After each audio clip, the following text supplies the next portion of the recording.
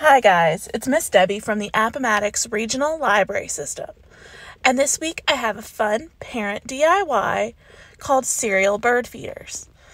The only thing that really makes this a parent DIY is you really want to set up everything before you start, especially if you have young children. This is a great craft to teach colors or patterning or those fine motor skills of just stringing a Cheerio or a Fruit Loop onto a pipe cleaner. So the first thing you want to do if you want to focus on colors or patterning is to sort your Fruit Loops into colors if you're using Fruit Loops. If you're using Cheerios, you don't really have to do this step. You can just leave them all in a nice bowl that your kids can easily reach into. If your kids are younger, you're going to want to shape their pipe cleaner for them too. To make a heart, bend it in half, and then make two hills, one on each side. And then they can start stringing their Cheerios or their Fruit Loops onto their heart. And then when you close it, it will fully make the heart.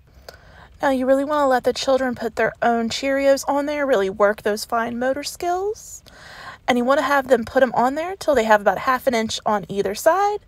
And then you can just close it up by twisting the pipe cleaners together and tucking the ends in to make it look nice. If you want to focus on patterning with this craft, really do it with your child. Model it for them. You can even mirror it. Say, okay, we're putting on this color, and then they put on that color on theirs, and you do it with them and make it a really nice bonding experience. If you want to make a chain with these, what you're going to want to do is completely fill up your pipe cleaner except for that little 1/2 inch at the bottom, and then just put them through each other and twist it and close it. Lastly, you're going to want to add your string so it will hang from the tree outside. Go ahead and put your string through one of your hearts and then do several knots and then just snip off any excess. I hope you guys enjoy this craft.